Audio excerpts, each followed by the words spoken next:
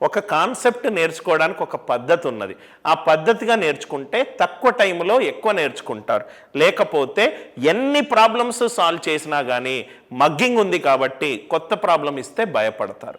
ఈ రెండు అందరికీ క్లియర్గా అర్థమైంది కదా సార్. కొన్ని ఎగ్జాంపుల్స్ చూద్దాం. ఇక్కడ చూడండి సార్, ఎల్సిఎం ఆఫ్ ఈ ఎగ్జాంపుల్ అందరికీ ప్రాబ్లం సాల్వ్ చేస్తారు, కానీ అది బెస్ట్ లాజిక్ తోటి సాల్వ్ చేస్తారా లేదా అనేదే క్వశ్చన్. LCM of 20, 30.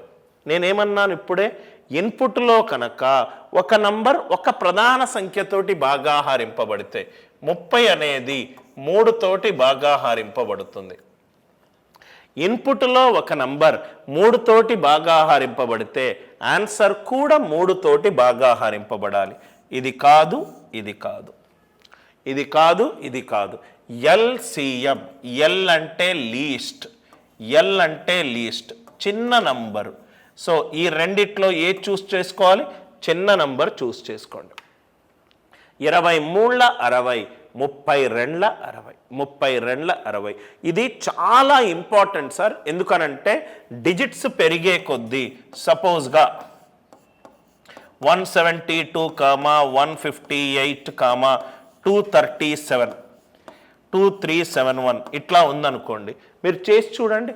కాసాగు గనక మీరు చేసి చూస్తే అర్థమైంది కదా సార్. కాసాగు గనక సపోజ్ ఇది 171 ఉందనుకోండి, మన పాయింట్ డ్రైవ్ చేయడానికి. 171 ఇన్పుట్ డిజిటల్ సమ్ ఎంత? 9.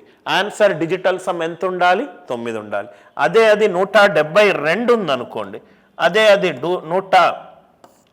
172 ఉందనుకోండి, ఇంకో దగ్గరికి వెళ్ళండి 172. అది ఉన్నా కూడా మనకు పర్లేదు, కాన్సెప్ట్ వచ్చు కాబట్టి మనము భయపడాల్సిన పని లేదు.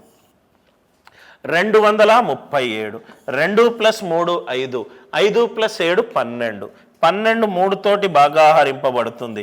ఆన్సర్ కూడా 3 తోటి భాగాహారింపబడుతుంది. ఆర్ ఇంకా 2 ఆప్షన్లు 3 తోటి భాగాహారింపబడితే 286 243 ఆన్సర్ 43 తోటి కూడా భాగాహారింపబడాలి. అలా ఒక్క ప్రధాన సంఖ్య ద్వారా ఒక్క ఆప్షన్ ఎలిమినేట్ అయిపోతే రెండో ప్రధాన సంఖ్య ద్వారా రెండోది ఎలిమినేట్ అయిపోతుంది. ఆన్సర్ ఆప్షన్ ఎలిమినేషన్ అనేది మీరు నేర్చుకుంటే ఎక్కువ అటెంప్ట్స్ తక్కువ టైంలో చేయగలుగుతారు. అది కూడా కాన్సెప్చువల్లీ విత్ లాజిక్ నేర్చుకోవాలి. అందరికీ ఈ లాజిక్ అందరికీ అర్థమైంది కదా సార్. ఇంకొన్ని ఎగ్జాంపుల్స్ చూద్దాం. 40, 70 ఇది చూడంగానే మీకు మైండ్లో అనిల్ సార్ చెప్పాడు 70లో 7 అనే ప్రధాన సంఖ్య దాగుంది. ఇన్పుట్ 7 తోటి భాగాహారింపబెట్టాను కాబట్టి ఆన్సర్ కూడా 7 తోటి భాగాహారింపబడాలి. టక్కున మీకు 210 తప్పు అని చెప్పొచ్చు. సార్ ఎలా 210 తప్పన్నారు? 210 అనేది 3 తోటి భాగాహారింపబడుతుంది. అవుట్పుట్ 3 తోటి భాగాహారింపబడితే ఇన్పుట్లో ఏదైనా ఒక నంబర్ 3 తోటి భాగాహారింపబడాలి. 3 తోటి భాగాహారింపబడే నంబర్లు 40, 70 రెండూ కావు. ఆర్ యు ఆల్ విత్ మీ? పెద్ద నంబర్లకు ఎంత కొంచెం ప్రాక్టీస్ చేస్తే మనము అడ్వాన్స్డ్ లెవెల్ ప్రాబ్లమ్స్ని అతి సులువుగా చేసుకుంటూ వెళ్ళొచ్చు. మళ్ళీ చెప్తున్నాను సార్, ఎల్సిఎం ఆఫ్ 40, 70. 70లో 7 అనే ప్రధాన సంఖ్య దాగుంది. ఇన్పుట్లో ఒక నంబర్ 7 అనే ప్రధాన సంఖ్య దాగుంటే అవుట్పుట్లో కూడా 7 అనే ప్రధాన సంఖ్య దాని యొక్క కారణాంకం అయి ఉండాలి. 400 ఇది 420 కదా సార్. ఇది కూడా 3 తోటి భాగాహారింపబడుతుంది. ఇది 3 తోటి భాగాహారింపబడినప్పుడు ఇన్పుట్లో ఏదో ఒక్క నంబర్ 3 తోటి భాగాహారింపబడేది ఉండాలి. ఏదీ లేదు కాబట్టి ఆన్సర్ కాదు. Are you all with me? Third question అందరికీ క్లియర్ కదా సార్. మెల్లమెల్లగా చేసుకుంటూ వస్తే మనకు ఆటోమేటికల్గా అదే లాజిక్ తెలుస్తుంది సార్. 10, 20, 30 10, 20, 30. నవ్వు ఇక్కడ చూడండి సార్, ఇన్పుట్లో ఒక నంబర్ 3 తోటి భాగాహారింపబడింది కాబట్టి ఆన్సర్ 3 తోటి భాగాహారింపబడాలి.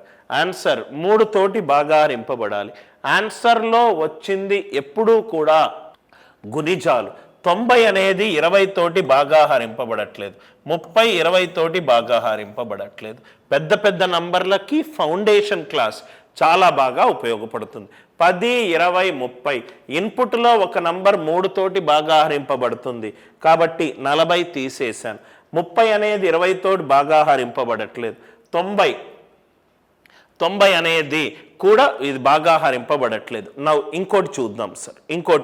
ఇంకో లాజిక్ చెప్తాను. ఇక్కడ ఆన్సర్లు ఏమేమి ఉన్నాయి? 40, 60, 30, 90. ఇక్కడ చూడండి సార్, ఖచ్చితంగా LCM of 10, 20, 30. LCM of 10, 20, 30. LCM of 10, 20, 30. కాసాగు కనుక్కునేటప్పుడు పెద్ద నంబర్ వైపు చూడాలి. అంటే ఆన్సర్ 30 యొక్క గుణిజమై ఉండాలి. 30 యొక్క గుణిజమై ఉండాలి అంటే రైట్, 30 యొక్క గుణిజమై ఉండాలి. దీంట్లో 2 అనే ప్రధాన సంఖ్య దాగుంది. దీంట్లో కూడా 2 అనే ప్రధాన సంఖ్య ఉంది. ఆన్సర్ 30 యొక్క గుణిజమై ఉండాలి. మళ్ళీ ఆన్సర్లో 2 యొక్క ప్రధాన సంఖ్య ఉండాలి. కాబట్టి 90 తీసేశాను. 90 ఏంటి సార్? 30 ఇంటూ 3. 30 ఇంటూ ప్రధాన సంఖ్య 2 ఉండాలి. 30 ఇంటూ 3, 3లో 2 లేదు. 31ల 30. ఇన్పుట్లో ఒక నంబర్ 3 తోటి డివైడ్ అవుతే ఆన్సర్ కూడా 3 తోటి డివైడ్ అవ్వాలి, 40 కాదు. అందరికీ లాజిక్ పర్ఫెక్ట్గా అర్థమైంది కదా సార్?